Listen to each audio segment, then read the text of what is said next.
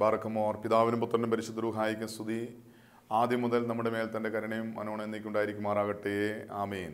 Price the lord. ഹല്ലേലൂയ. ദൈവ തിരുനാമത്തിന് മഹത്വം ഉണ്ടായിരിക്കട്ടെ. ദൈവത്തിൻ്റെ വലിയ കൃപയാൽ വീണ്ടും ദൈവവചനത്തിൻ്റെ കീഴിലായിരിക്കുവാൻ സ്വർഗത്തിലെ ദൈവം നമുക്കൊരുക്കുക. ഈ നല്ല അവസരത്തിനായി ദൈവത്തെ മഹത്വപ്പെടുത്താം. അനുഗ്രഹം പ്രാപിക്കാൻ എന്ത് ചെയ്യണമെന്നാണ് നാം ചിന്തിക്കുന്നത്, ധ്യാനിക്കുന്നത്.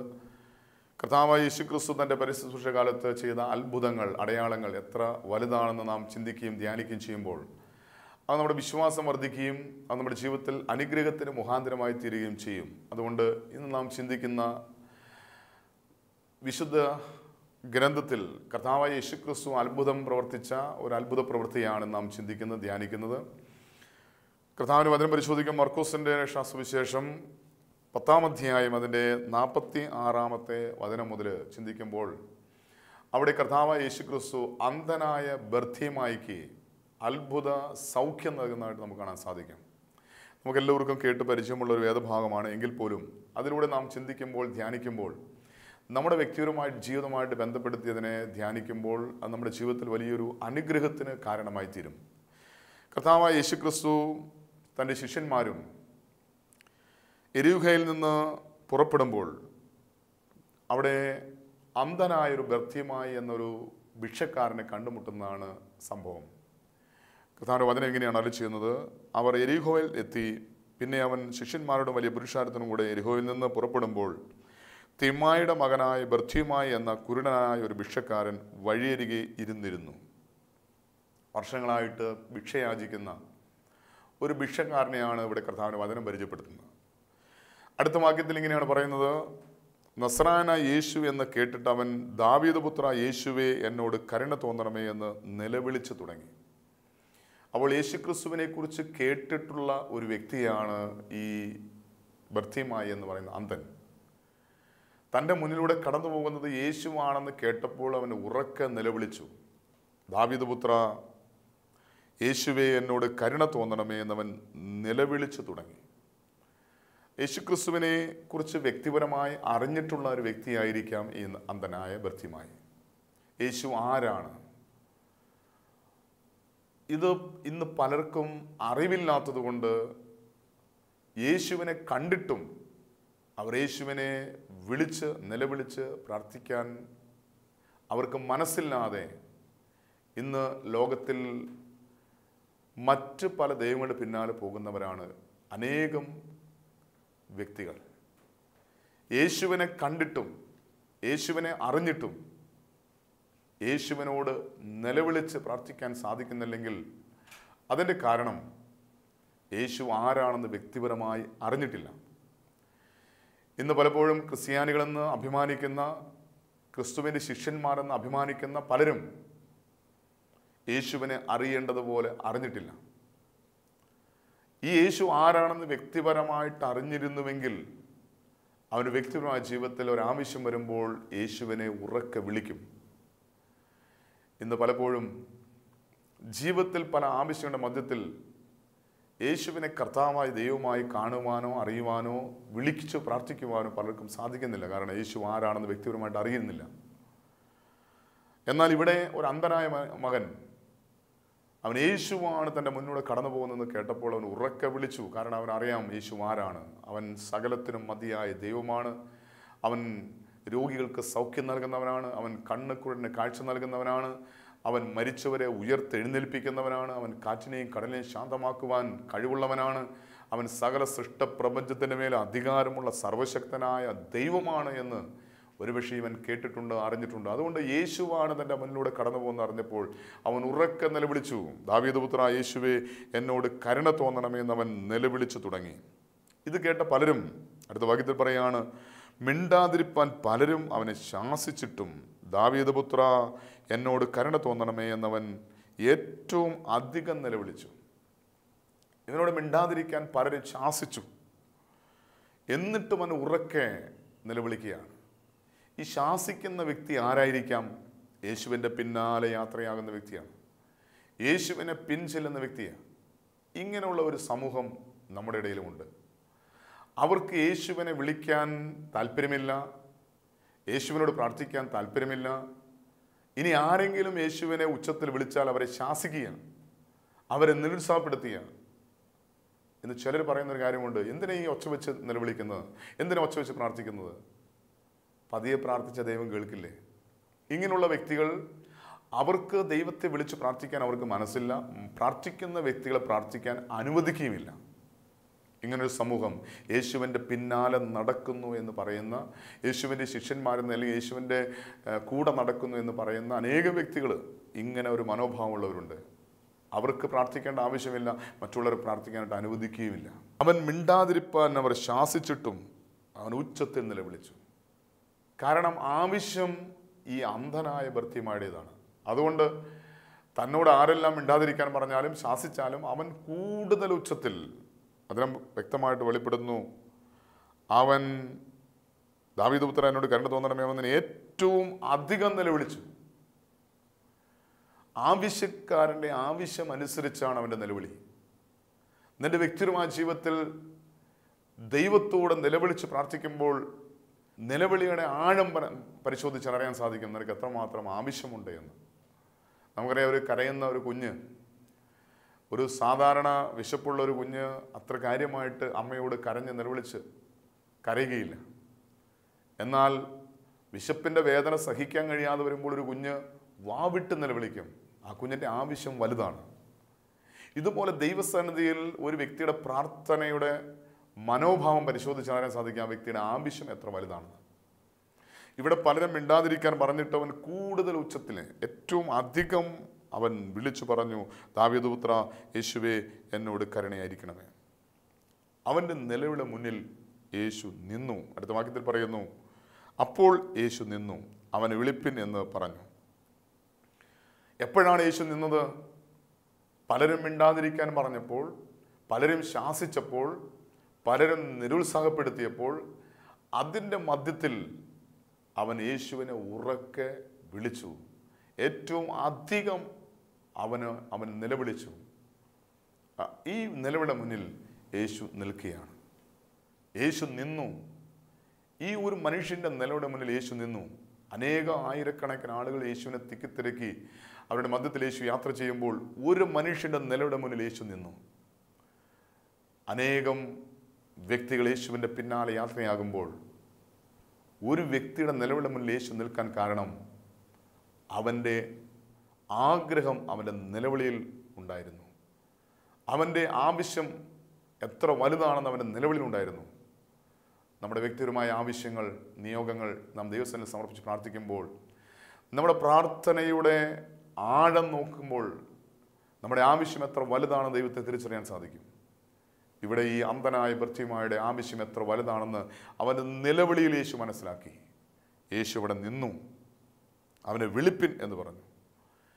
ശ്രദ്ധിക്കുക, നിങ്ങളുടെ കഴിഞ്ഞകാല ജീവിതത്തിൽ നിങ്ങൾ പ്രാർത്ഥിച്ചിട്ടും നിലവിളിച്ചിട്ടും ഉത്തരം ലഭിക്കുന്നില്ല എങ്കിൽ നിലവിളി നിർത്തരുത്, പ്രാർത്ഥന നിർത്തരുത്. കൂടുതൽ അധികമായി ഉച്ചത്തിൽ നിലവിളിക്കുക, കൂടുതൽ പ്രാർത്ഥിക്കുക. നിന്റെ നിലവിളിക്ക് ഉത്തരം കിട്ടുന്നവരെ നീ നിലവിളിക്കുക. ജീവിതത്തിൽ ഞാൻ നിലവിളിച്ചു, ഞാൻ പ്രാർത്ഥിച്ചു മടുത്തു എന്ന് ആരും പറയരുത്. പ്രാർത്ഥിക്കും തോറും, നിലവിളിക്കും തോറും നിന്റെ പ്രാർത്ഥനയുടെ ശക്തി ദൈവത്തെ പിടിച്ചു നിർത്തും. യേശുവിനെ പിടിച്ചു നിർത്തുവാൻ, ചലിക്കുന്ന യേശുവിനെ നിശ്ചലമാക്കുവാൻ, യേശുവിനെ നിന്റെ അരികിലേക്ക് തിരിയുവാൻ നിന്റെ പ്രാർത്ഥനയ്ക്ക്, നിന്റെ നിലവിളിക്ക് സാധിക്കും.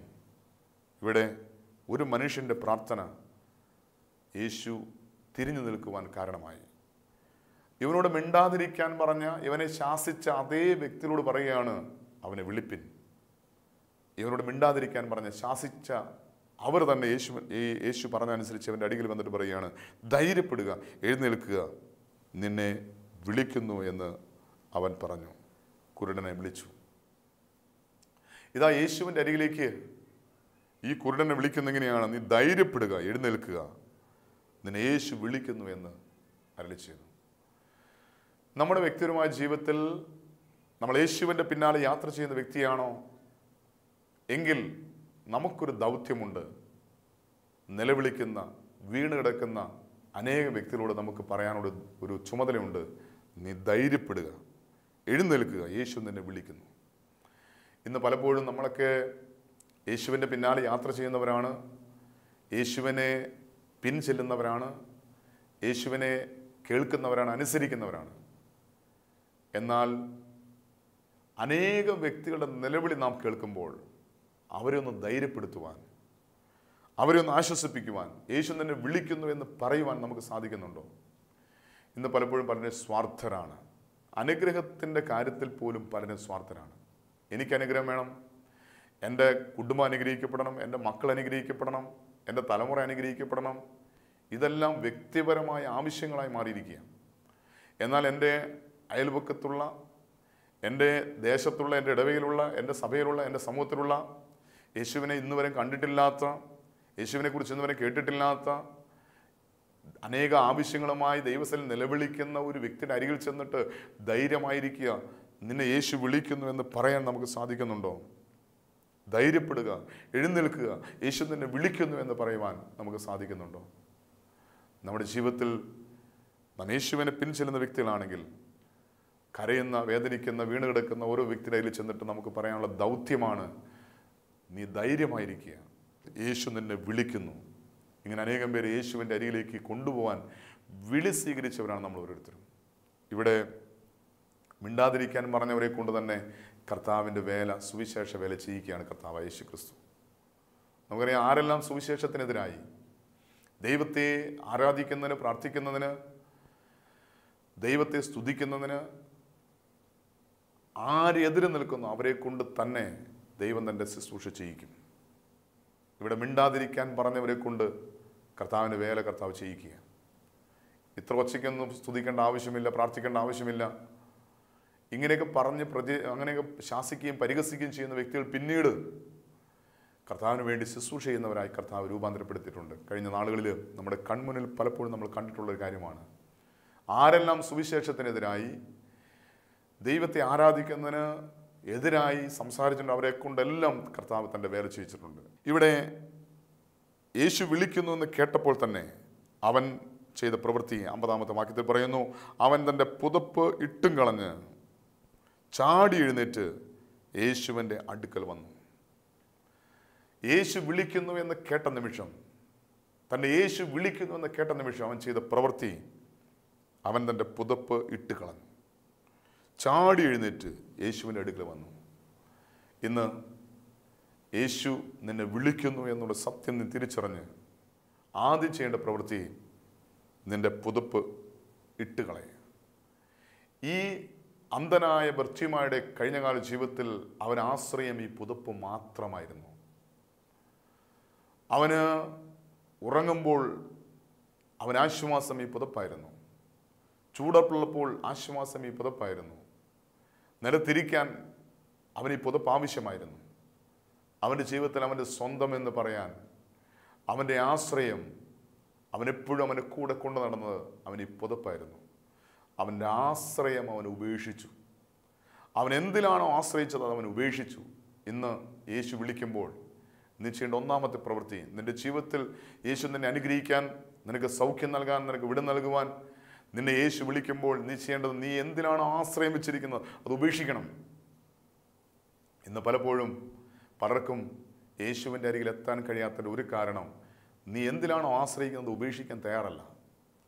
ഇന്ന് ചിലർക്ക് സ്വന്തം ബുദ്ധിയിൽ ആശ്രയിക്കുന്നവർക്ക് ദൈവത്തെ അന്വേഷിക്കാൻ, കണ്ടെത്താൻ സാധിക്കില്ല. സമ്പത്തിൽ ആശ്രയിക്കുന്നവർക്ക്, സമ്പത്തിനെ മുറുകെ പിടിക്കുന്നവർക്ക് യേശുവിനെ കണ്ടെത്താൻ, യേശുവിൻ്റെ അരികിൽ ചെല്ലാൻ, അനുഗ്രഹം പ്രാപിക്കാൻ സാധ്യമല്ല. നീ എന്തിലാണോ ആശ്രയം വെച്ചിരിക്കുന്നത് അത് ഉപേക്ഷിക്കുക.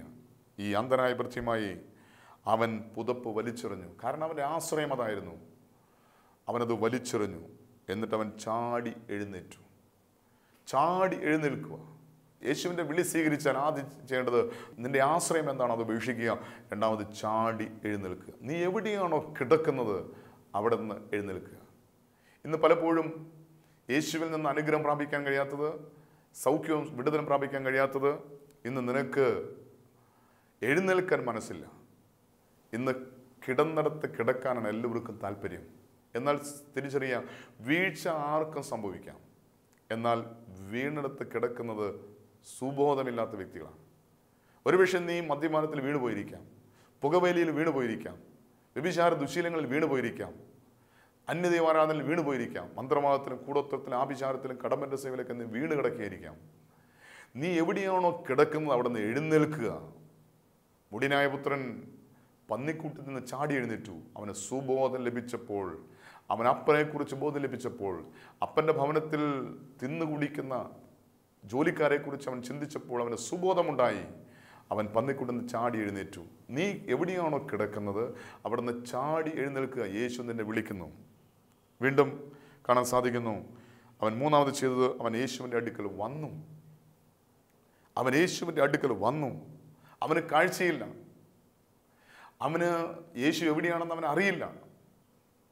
പരസഹായം കൂടാതെ അവന് യേശുവിൻ്റെ അരികിൽ ചെല്ലാൻ സാധിക്കുകയില്ല. പക്ഷെ അവൻ എങ്ങനെയോ യേശുവിൻ്റെ അരികിൽ ചെന്നു. അവിടെ വചനം പറയുകയാണ്, അവൻ യേശുവിൻ്റെ അടുക്കൽ വന്നു. നിന്റെ ജീവിതത്തിൽ ഒരുപക്ഷെ ഒരു മാർഗവുമില്ലായിരിക്കാം യേശുവിൻ്റെ അരികിലെത്താൻ. യേശു എവിടെയാണെന്ന് നിനക്കറിയില്ല, യേശു ആരാണെന്ന് നിനക്കറിയില്ല. എന്നാൽ നിന്റെ ആഗ്രഹമാണ് യേശുവിൻ്റെ അരികിൽ നിന്നെ എത്തിക്കുന്നത്.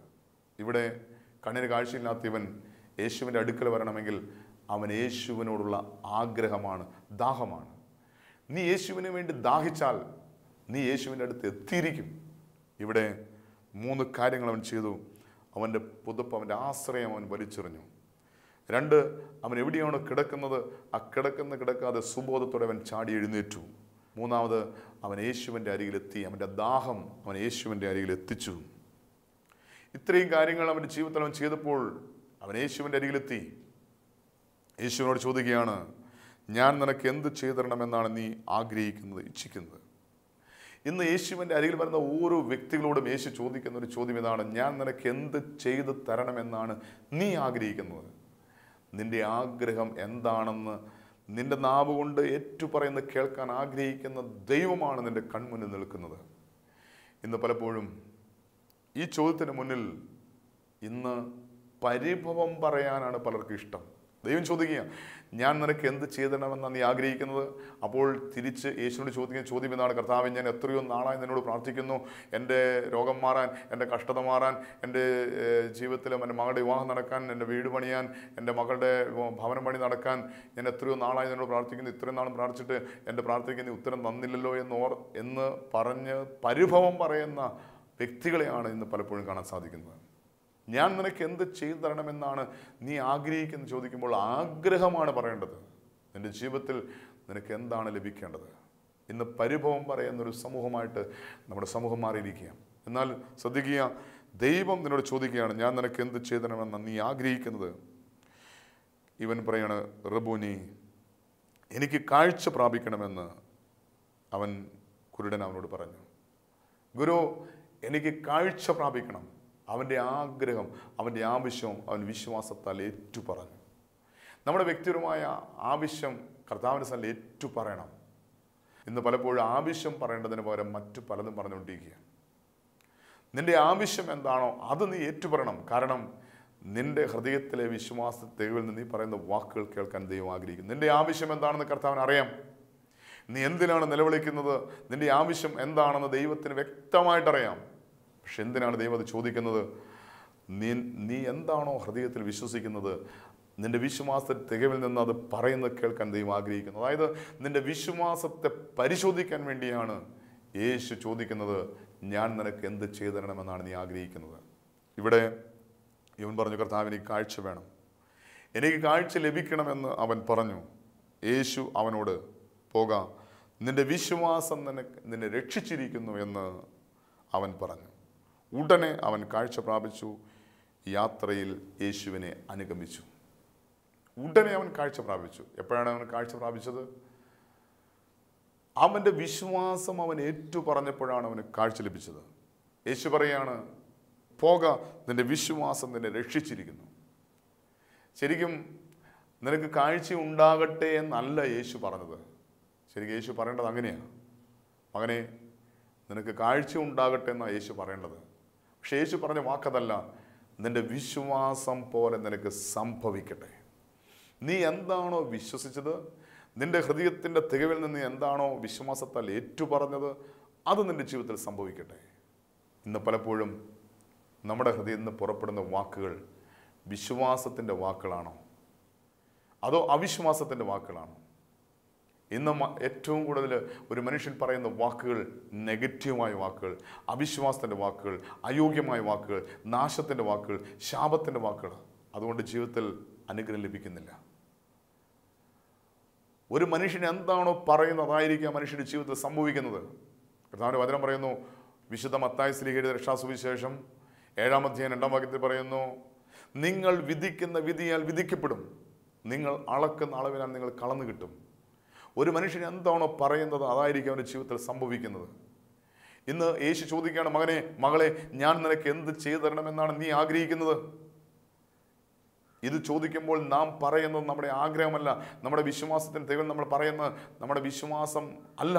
ഇന്ന് പലപ്പോഴും നമ്മൾ അവിശ്വാസത്തിൻ്റെ വാക്കുകൾ പറയുന്നതുകൊണ്ട്, നെഗറ്റീവായ വാക്കുകൾ പറയുന്നതുകൊണ്ട് നമ്മുടെ ജീവിതത്തിൽ സംഭവിക്കുന്നത് നാം ആഗ്രഹിക്കുന്നതിന് എതിരായിട്ടാണ്, നാം ചോദിക്കുന്നതിന് എതിരായിട്ട് നമ്മുടെ ജീവിതത്തിൽ സംഭവിക്കുന്നത്. അതായത് ഒരു മനുഷ്യൻ്റെ ഹൃദയത്തിൻ്റെ തികയെന്ന് പറയുന്ന വാക്കുകൾ ദൈവം പരിശോധിച്ച് ആ വാക്കുകളിന്മേൽ അത്ഭുതം പ്രവർത്തിക്കുന്നവനാണ് സ്വർഗത്തിലെ ദൈവം. ഈ അന്ധനായി ഭർത്തിയുമായി പറഞ്ഞു, കർത്താവിന് എനിക്ക് കാഴ്ച വേണം.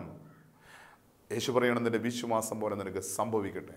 ഇന്ന് യേശു നിന്നോട് ചോദിക്കുക, ഞാൻ നിനക്ക് എന്ത് ചെയ്തണമെന്ന് നീ ആഗ്രഹിക്കുന്നത്?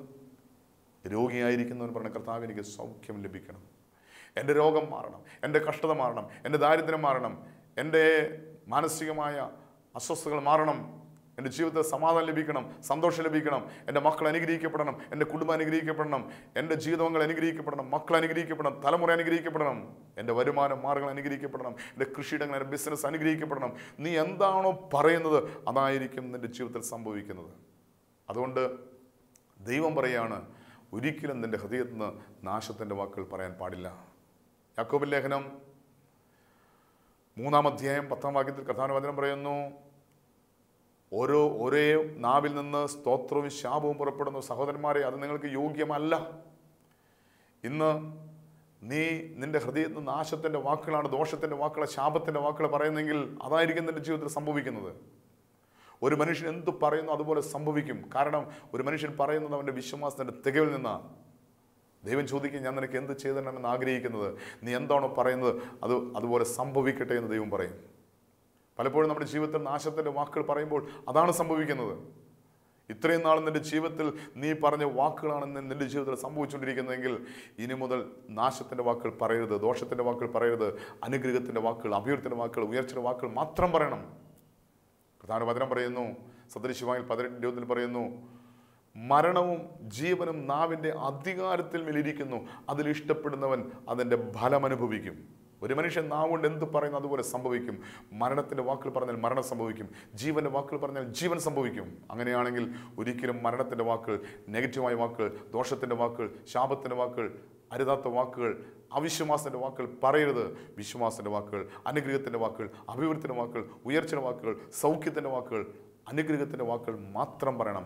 ഇങ്ങനെ പറഞ്ഞ് പറഞ്ഞ് പറഞ്ഞ് പറഞ്ഞ് അനുഗ്രഹം പ്രാപിക്കണം. യേശു ചോദിക്കുക, ഞാൻ നിനക്ക് എന്ത് ചെയ്തിടണമെന്നാണ് നീ ആഗ്രഹിക്കുന്നത്? ആ നിമിഷം അനുഗ്രഹത്തിൻ്റെ വാക്കുകൾ പറഞ്ഞാൽ, അഭിവൃദ്ധിയുടെ വാക്കുകൾ പറഞ്ഞാൽ, ഉയർച്ചയുടെ വാക്കുകൾ പറഞ്ഞാൽ യേശു പറയും, നീ പറയുന്ന പോലെ തന്നെ, നീ വിശ്വസിച്ച് പറയുന്ന പോലെ തന്നെ നിൻ്റെ ജീവിതത്തിൽ സംഭവിക്കട്ടെ. നീ എന്താണോ വിശ്വസിക്കുന്നത്, നീ എന്താണോ പറയുന്നത് അതായിരിക്കും നിൻ്റെ വിശ്വാസം. നീ വിശ്വസിക്കുന്ന പോലെ, അതായത് വിശ്വാസത്തിൻ്റെ തികവിൽ നിന്ന് നീ പറയുന്ന പോലെ നിനക്ക് സംഭവിക്കട്ടെ എന്ന് യേശു അരുളി ചെയ്യുക. ഇവിടെ അന്ധനായ ഭർത്തിയമായോട് പറഞ്ഞു, നീ എന്താണോ പറഞ്ഞത്, നിന്റെ വിശ്വാസം എന്താണോ, നിന്റെ വിശ്വാസത്തിൻ്റെ തികവിൽ നിന്ന് എന്താണോ പറഞ്ഞത് അതുപോലെ സംഭവിക്കട്ടെ. അങ്ങനെയാണെങ്കിൽ നമ്മുടെ വ്യക്തിപരമായ ജീവിതത്തിൽ എന്താണോ സംഭവിക്കേണ്ടത് അത് നാം വിശ്വാസത്തിൽ ഏറ്റുപറയുമ്പോൾ യേശു പറയും, നീ വിശ്വസിക്കുന്ന പോലെ, നീ വിശ്വാസത്തിൽ നിന്ന് ഏറ്റുപറയുന്ന പോലെ നിൻ്റെ ജീവിതത്തിൽ സംഭവിക്കട്ടെ, സംഭവിക്കട്ടെ. ഇത്രയും നാളും സംഭവിച്ചത് എന്താ? നീ നിന്നെക്കുറിച്ച് നിൻ്റെ ജീവിതത്തിൽ പറഞ്ഞ നെഗറ്റീവായ വാക്കുകൾ, അയോഗ്യമായ വാക്കുകൾ, നാശത്തിൻ്റെ വാക്കുകൾ, ദോഷത്തിൻ്റെ വാക്കുകൾ, മരണത്തിൻ്റെ വാക്കുകൾ, രോഗത്തിൻ്റെ വാക്കുകൾ, അയോഗ്യമായ വാക്കുകൾ, അതാണ് നീ അനുഭവിച്ചുകൊണ്ടിരിക്കുന്നതെങ്കിൽ ഇനി മുതൽ വിശ്വാസത്തിൻ്റെ തികയിൽ നിന്ന് അനുഗ്രഹത്തിൻ്റെ വാക്കുകൾ, ഉയർച്ചയുടെ വാക്കുകൾ, അഭിവൃദ്ധിയുടെ വാക്കുകൾ മാത്രം പറഞ്ഞാൽ അതുപോലെ നിൻ്റെ ജീവിതത്തിൽ സംഭവിക്കും. ഒരു തീരുമാനമെടുക്കാം. അന്ധനായ ഭർത്തിയുമായി സൗഖ്യം പ്രാപിക്കാൻ, കണ്ണിന് കാഴ്ച ലഭിക്കാൻ അവൻ പറഞ്ഞു, കർത്താവേ എനിക്ക് കാഴ്ച ലഭിക്കണം. യേശു പറഞ്ഞു, നിൻ്റെ വിശ്വാസം പോലെ, വിശ്വാസത്തിൻ്റെ തികവിൽ നിന്ന് നീ പറഞ്ഞതുപോലെ നിൻ്റെ ജീവിതത്തിൽ സംഭവിക്കട്ടെ. നമുക്കും നമ്മുടെ വിശ്വാസത്തെ തികവിൽ നിന്ന് ഏറ്റുപറയാം. രോഗികളായിരിക്കുന്നുവെങ്കിൽ, തകർന്ന അവസ്ഥയിലാണെങ്കിൽ, ആരും സഹായിക്കാനില്ലാതെ നെടുവേർപ്പിട്ട് ജീവിക്കുന്ന ഒരു വ്യക്തിയാണെങ്കിൽ, നീ എന്താണോ നിൻ്റെ ജീവിതത്തിൽ സംഭവിക്കേണ്ടത് അത് വിശ്വാസത്തിൻ്റെ തീവ്രത നിന്ന് പറഞ്ഞ് പറഞ്ഞ് പറഞ്ഞ് പറഞ്ഞ് ഒരു അനുഗ്രഹമായി തീരാം. നമുക്ക് ആഗ്രഹിക്കാം, പ്രാർത്ഥിക്കാം, കണ്ണുകളടയ്ക്കാം. പരിശുദ്ധനായ ഞങ്ങളുടെ നല്ല ദൈവമേ, ഈ അനുഗ്രഹിക്കപ്പെട്ട സമയത്തിനായി നന്ദി പറയുന്നു കർത്താവേ.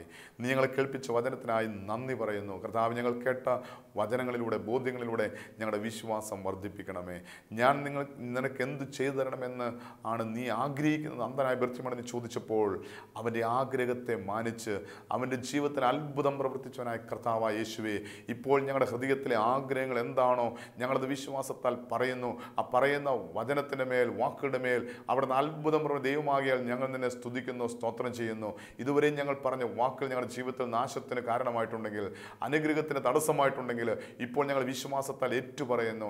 യേശുവിൻ്റെ നാമത്തിൽ വചനം കേൾക്കുന്ന എല്ലാവരും ഒരു അനുഗ്രഹമായി മാറട്ടെ. യേശുവിൻ്റെ നാമത്തിൽ ശാപം നീങ്ങിപ്പോകട്ടെ, രോഗങ്ങൾ മാറിപ്പോകട്ടെ, കഷ്ടത മാറിപ്പോകട്ടെ, കടബാധ മാറിപ്പോകട്ടെ. യേശുവിൻ്റെ നാമത്തിൽ വചനം കേൾക്കുന്നവർ ഒരു അനുഗ്രഹമായി മാറട്ടെ. യേശുവിൻ്റെ നാമത്തിൽ എന്താണോ ഈ മക്കൾ വിശ്വസിക്കുന്നത്, ആഗ്രഹിക്കുന്നത്, അതിൻ്റെ മേൽ നീ അവിടുന്ന് അത്ഭുതം പ്രവർത്തി കൃപയ്ക്കായി സ്തോത്രം. യേശുവിൻ്റെ നാമത്തിൽ രോഗികൾക്ക് സൗഖ്യം നൽകണം. തകർന്ന വ്യക്തികൾക്ക് അവരെ ജീവിതത്തിൽ നീ പണിതുയർത്തണം. യേശുവിൻ്റെ നാമത്തിൽ കർത്താവേ, ഈ മക്കളുടെ ജീവിതത്തിൽ അത്ഭുതങ്ങളും അടയാളങ്ങളും പ്രവർത്തിക്കണം. യേശുവിൻ്റെ നാമത്തിൽ ഈ മക്കൾ എന്താണോ ആഗ്രഹിക്കുന്ന പോലെ സംഭവിക്കട്ടെ. യേശുവിൻ്റെ നാമത്തിൽ ഈ മക്കൾ നിൻ്റെ നാമത്തിൽ, യേശുവിൻ്റെ നാമത്തിൽ എന്താണോ ഹൃദയത്തിൽ വിശ്വസിച്ച് ആഗ്രഹിച്ച് ഏറ്റുപറയുന്നത്, ആ ആഗ്രഹത്തിൻ്റെ മേൽ അവിടുന്ന് അത്ഭുതം പ്രവർത്തിക്കുന്ന ദിവസമായി തീരുവാൻ ഈ നിമിഷങ്ങളിൽ നിൻ്റെ കരങ്ങളിൽ സമർപ്പിച്ചുകൊണ്ട് പ്രാർത്ഥിക്കും. ദിവസത്തിൽ നിൻ്റെ കരങ്ങളിൽ സമർപ്പിച്ച് പ്രാർത്ഥിക്കുന്നു. പിതാവ് ഏറ്റെടുത്തർപ്പിക്കായി സ്തോത്രം, അനുഗ്രഹിച്ചനായി സ്തോത്രം, മഹത്വം എടുത്തിരിക്കാൻ സ്തോത്രം. പരിശുദ്ധി അമ്മേ, ദൈവമാതാവേ, ഞങ്ങൾക്ക് വേണ്ടി പ്രാർത്ഥിക്കണമേ. സകല ശുദ്ധിമാന്മാരെ, ശുദ്ധിമതികൾ ഞങ്ങൾക്ക് വേണ്ടി പ്രാർത്ഥിക്കണമേ. എല്ലാം ഞങ്ങൾക്ക് വേണ്ടി ക്രൂശിൽ മരിച്ച് മരണത്തെ ജയിച്ച് ഉയർത്തെഴുന്നേറ്റ് ഇന്നും ജീവിക്കുന്ന ഞങ്ങളുടെ കർത്താവ്, ഞങ്ങളുടെ ദൈവമായ യേശുവിൻ്റെ അതിപരിശുദ്ധമായ നാമത്തിൽ തന്നെ ആമേൻ.